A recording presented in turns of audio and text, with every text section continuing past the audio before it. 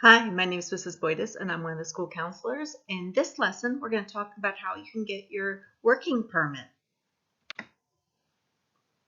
So what is a working permit? Well, a working permit is the same thing as a work permit or working papers. You'll hear it called all three of those things. Any student under the age of 18 must register prior to getting a job. And this is a piece of paper that gives you permission to work as a minor or a student who's under 18. So this is what an actual working paper or work permit looks like. It has a number that's issued. It has the person's name. It has their signature. It has their birth date. It has the issuing officer's information down here. And it has the official stamp of where it was issued. So where do you go to get your working permit? Well, you go back to your home school district. So you're going to go back to the school district where you live and go to that office and ask them for your working papers or your work permit. So let me show you how you find out where that is. You can do a simple Google search. So in this example, the student lives in Philadelphia School District. You could do any school district. So type in the school district where you live right now. So if you type in the school district and working papers or work permit and you do a Google search, it will tell you where you need to go. So then you just click on right here where it pops up and it will tell you where you need to go for that specific school district. This is important because part of the assignment for this lesson is for you to find out where you need to go to get your work permit in your own school district. So what do you need to take with you when you go to the school district to ask for your working papers or your work permit? Well, the first thing is you have to prove how old you are, and you need an official document to show how old you are. The most common document that students take is their birth certificate. So if you have your birth certificate, that is the easiest one to take. You just take a copy of your birth certificate.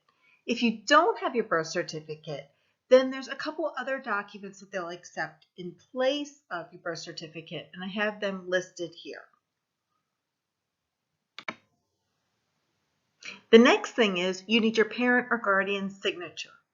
Now, the easiest thing to do is to take your parent or guardian with you to the school for them to sign right there and then so that you can have your work permit issued right away. If your parent or guardian cannot go with you, you can take the paper home with you, have them sign it, and return it. The last part is you will be signing your working papers. So if you're not comfortable with signing your name in cursive, practice that a few times before you go to the office so you're comfortable. Some schools will require you to take photo ID or proof of who you are. That's easy. You can get photo ID through Achievement House. Here's how you do that. What you're going to do is send a polite request to Candace Mayo at cmayo@achievementcharter.com asking her for a student ID. In that request, you're going to include a picture of a headshot, and I'll tell you what that should look like in just a second. Now here's some examples of what a good face shot looks like. Now you can smile in your school ID. The point of these pictures though is that there's a plain background, the picture, your face is straight on, and it is cropped to show just your face. That is what we want to have on your school ID.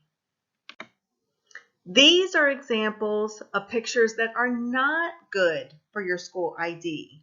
The first one, the person is sitting sideways. Here, their head is tilted. This is a little bit too far away, Here there's a background, and here there's lots of shadows. The background is dark. So what you want is find as light as possible. It doesn't have to be white, but as light as possible of a background. Try to get no shadows and just your face, and then send that photo in to. And now it's time to get started with your assignment.